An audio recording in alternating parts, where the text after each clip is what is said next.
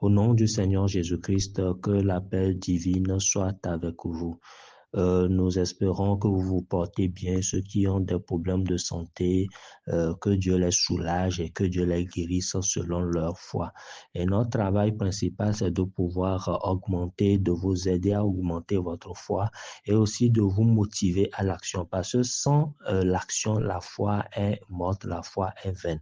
C'est pour cela que souvent nous touchons des points qui, des fois, choquent certaines personnes, mais nous sommes obligés de passer par là parce que notre travail n'est pas de vous faire plaisir, mais de pouvoir faire non seulement plaisir à Dieu, mais de pouvoir vous présenter les choses telles qu'elles sont et de pouvoir honorer Dieu dans vos vies en touchant les points cruciaux pour que vos vies changent, votre mentalité change et que vous puissiez vous lever pour vivre réellement pour Dieu. Lorsque vous êtes en bonne santé, vous vivez pour Dieu.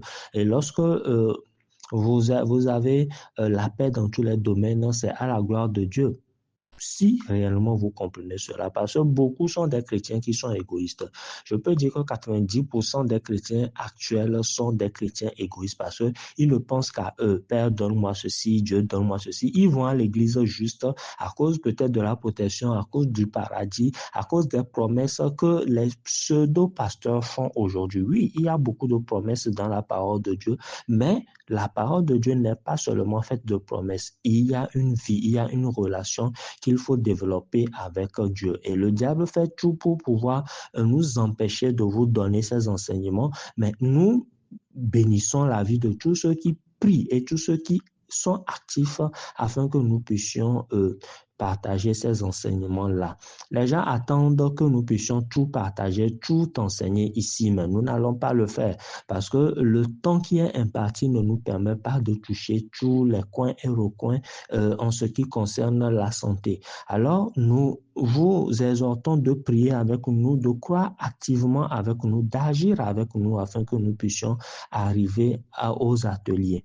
La dernière fois, nous avons parlé de prière. Aujourd'hui, nous allons seulement survoler quelques points parce que nous avons constaté que s'il faut toucher tous les points, nous n'allons pas pouvoir terminer et nous n'allons pas réellement vous donner de bonnes indications.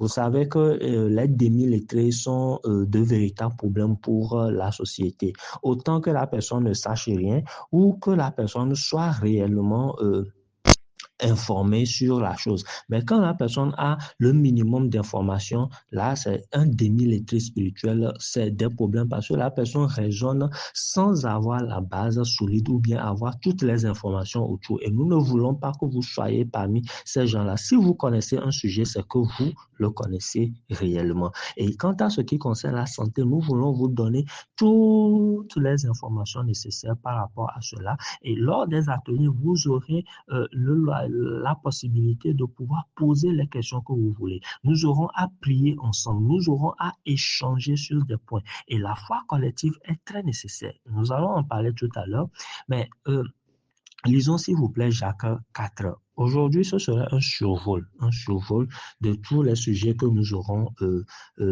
le reste des sujets que nous devons aborder quant à ce qui concerne la santé. Il est écrit en Jacques 4, verset 7, « Soumettez-vous donc à Dieu et résistez au diable et il fera l'un de vous. » Au cours des ateliers, nous aurons à expliquer ce verset. Se soumettre à Dieu, ça veut dire quoi? Déjà, quand vous demandez pardon à Dieu, quand vous confessez vos péchés, c'est une manière de se soumettre à Dieu. Mais se soumettre à Dieu aussi, c'est dans votre foi. C'est dans votre foi, ce que vous croyez, quelle décision vous avez. Est-ce que réellement vous acceptez ce que Dieu a déjà rendu disponible pour vous? Est-ce que vous croyez? Est-ce que vous agissez par rapport à ça? Ça aussi, c'est dans la soumission. Maintenant, qu'est-ce qui fait fuir le diable? Parce qu'on nous dit d'abord quoi? De résister au diable.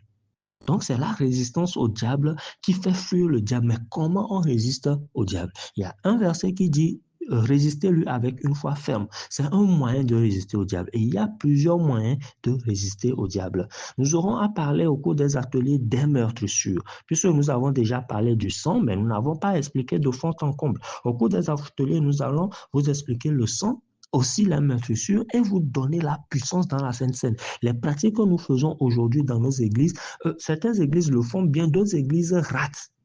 La majorité des églises ratent. C'est pourquoi il y a certaines maladies et certains morts qui subviennent à cause de la méconnaissance des règles qui contournent ou bien qui entourent la Sainte Seine. On ne vous effraie pas pour que vous n'alliez pas à la Sainte Seine, mais quand vous allez à la Sainte Seine, vous prenez le corps, vous prenez le sang et que vous n'avez aucun changement. D'ailleurs, vous avez plus de maladies et que d'autres meurent, il y a un problème. Parce que la Sainte Seine est censée être puissante. Et le Seigneur Jésus-Christ a porté, 1 Pierre 2, 24, il dit quoi? Lui qui a porté lui-même nos péchés en son corps sur le bois, afin que, mort au péché, nous vivions pour la justice, lui par les maîtres sur duquel nous sommes, vous avez été guéris. Dans ce verset-là, il y a une procédure. Et vous allez constater que le Seigneur Jésus-Christ respecte toujours cette procédure. Il faut d'abord traiter la question du péché, ce que nous avions fait l'avant-dernière fois, et après maintenant, travailler maintenant sur la guérison. Et c'est très important. Et le Seigneur Jésus-Christ nous a donné beaucoup d'outils. L'imposition des mains. L'imposition des mains, comme en Marc 16, à la fin, c'est dit, ils imposeront les mains aux malades et les malades seront guéris. Mais qu'est-ce que le Seigneur Jésus-Christ a enseigné? Il a dit d'abord, ils saisiront des serpents. Il faut pouvoir expliquer cela. Et nous le ferons au cours des ateliers. S'ils boivent quelques breuvages mortels, ils ne leur feront point de mal. Voilà. Il faut que vous puissiez croire, parce que les miracles-là accompagnent qui? Ceux qui auront cru. Ce mot-là, c'est un mot important. Nous avons déjà parlé de la croyance. Voilà. Donc, ces miracles-là vont accompagner ceux qui vont croire. Mais ils prendront des breuvages mortels. La dernière fois, nous parlions des médicaments, des aliments qui ont été cultivés aussi avec de l'engrais chimique. Et les médicaments, les effets secondaires qui sont programmés ou non programmés. Et lorsque réellement vous croyez en Christ et que vous priez, parce que tant que vous ne présentez pas la chose à Dieu, Dieu, il ne s'immisce pas dans ça. C'est votre responsabilité. C'est lorsque vous présentez, vous rendez grâce que Dieu, lui, il s'implique dans ça. Alors, qu'est-ce que Dieu peut faire? Dieu peut désactiver les principes qui sont nuisibles à votre corps. Voilà. Et nous avons expliqué certaines choses que vous comprendrez mieux avec l'Esprit de Dieu. Nous parlerons aussi de l'huile d'onction. À part l'imposition des mains, l'huile d'onction, et en quoi cela est nécessaire. Et dans quelles conditions il faut utiliser l'huile d'onction? On n'utilise pas l'huile d'onction parce que c'est écrit, non. On utilise l'huile d'onction dans un domaine spécifique. Et nous allons aussi parler de la proclamation au cours de nos ateliers. La proclamation, comme il est dit en Apocalypse verset 12, et Apocalypse 12, pardon, le verset 11. Ils l'ont vaincu à cause du sang de l'agneau et à cause de la parole de leur témoignage. Voilà, ils n'ont pas aimé leur vie jusqu'à craindre la mort. C'est des versets que nous allons vous expliquer. Le témoignage, là, ça veut dire quoi? Est-ce que ça veut dire réellement que Dieu vous a déjà béni et que vous venez maintenant raconter cela aux gens? Est-ce que c'est de ce témoignage-là qu'on parle ou bien c'est de la confession? Voilà, la confession comme en Romains 10, 9, 10. Et quand nous aurons expliqué tout cela, vous allez comprendre. Déjà, quand je suis en train de parler, si vous ouvrez votre esprit, vous allez commencer par gagner certaines choses là-dedans. Romains 19, 10 parle de quoi? Croire dans son cœur, avoir la justice et après confesser. C'est toute une procédure. Et l'Apocalypse 12, verset 11 aussi utilise la même procédure. Et cette même procédure est utilisée en 1 Pierre 2, 24. C'est pourquoi nous avons dit qu'il ne faut pas seulement lire la parole, mais il faut l'étudier. Et aussi, vous pouvez avoir la lettre. Mais si vous n'avez pas l'esprit de la lettre, il y a un problème. C'est pour cela, au cours des ateliers, nous allons nous efforcer à vous communiquer l'esprit de la lettre, parce que c'est l'esprit qui se manifeste par une foi active. Voilà. Donc, nous aurons à toucher beaucoup de points. Ce qui est important aussi aujourd'hui, et il est important que nous en parlions, c'est le processus. Vous savez, il y a certaines guérisons que vous avez qui viennent de manière progressive.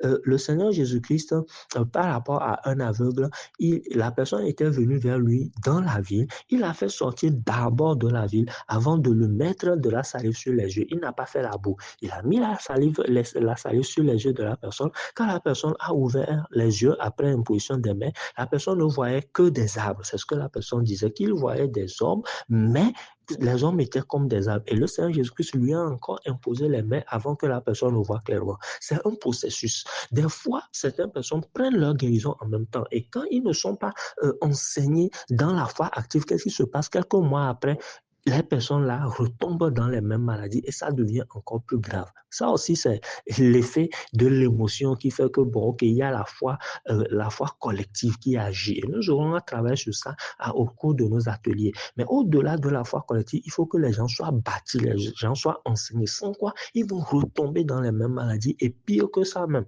Alors, le Seigneur Jésus-Christ, non seulement guérissait des gens automatiquement, mais il y a certaines personnes, c'était des guérisons progressives. Quand le Seigneur Jésus-Christ a voulu ressusciter Lazare, qu'est-ce qui s'est passé au temps de Lazare? D'abord, il fallait déplacer la pierre qui était devant le tombeau et il fallait maintenant appeler Lazare. Après l'avoir appelé, il fallait le délier. C'est un processus. Et l'autre aveugle là, qu'est-ce que le Seigneur Jésus-Christ a fait? Il a fait de la boue avec sa salive, il a mis sur ses yeux et il lui a dit d'aller au réservoir de Siloé. C'est tout un processus. Voilà.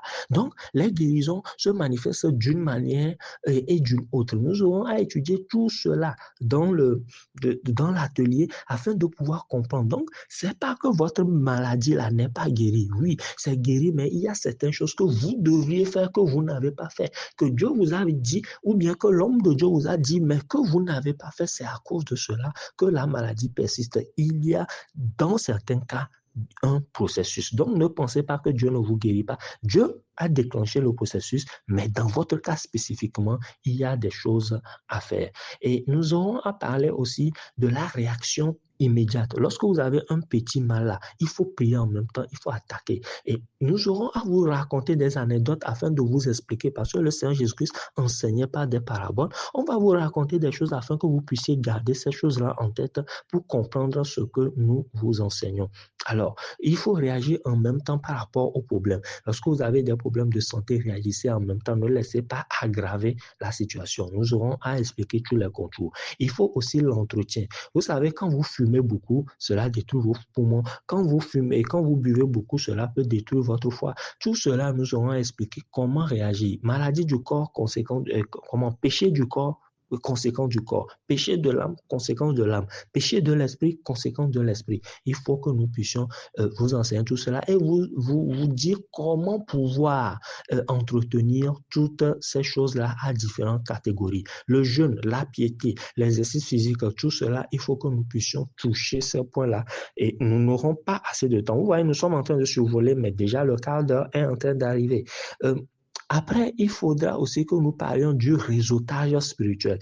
Vous savez, il y a certaines maladies dans certains pays qui nécessitent des millions pour guérir, mais avec 5 000 francs dans d'autres pays, ce serait guéri. Alors, le réseautage spirituel nous permet de régler ce problème-là. Nous aurons à aborder ce sujet-là et c'est une des bases de notre ministère. La bonté de cœur. La dernière fois, quand nous parlions des causes problèmes, nous parlions du mauvais cœur. Alors, la solution, c'est la bonté de cœur et surtout pour ceux qui ont des maladies qui sont déclarées fatales, des maladies qui vont forcément vous envoyer à la mort.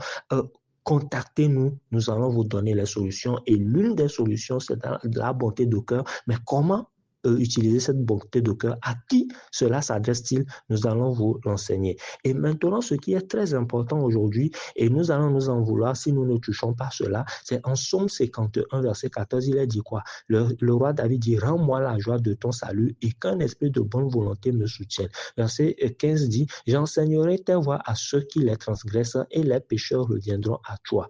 Ô Dieu, Dieu de mon salut, délivre-moi du sang versé et ma langue célébrera ta miséricorde. Vous savez, vous demandez la guérison à Dieu, mais quelle est l'utilité de cette guérison après? Qu'est-ce que vous allez en faire après? C'est ce que le roi David dit ici. Ce qu'il va faire après, c'est comme un vœu. Et quand vous faites ce vœu-là, vous l'écrivez, vous le gardez en tête et vous le faites. Dieu ne va pas vous guérir pour que vous continuiez dans le désordre. Dieu ne va pas vous guérir pour que vous continuiez par ne pas être inactif, pour pas en étant toujours inactif. Ça, ce n'est pas utile. Autant vous laisser partir. Donc, quand vous avez une maladie qui est vraiment compliquée, il faut que vous puissiez prendre des dispositions, il faut que vous preniez des décisions. Et se basant sur ça, vous pouvez prier, l'homme de Dieu peut prier pour vous afin qu'après cette guérison-là, vous soyez utile. Et qu'est-ce qu'il faut faire? Il faut commencer par agir en même temps. Vous voyez, notre ministère, nous l'avons commencé parce que nous avons compris que le diable veut nous empêcher de dire la vérité aux gens et il passe par des situations. Votre maladie peut être une distraction. Nous sommes passés par des situations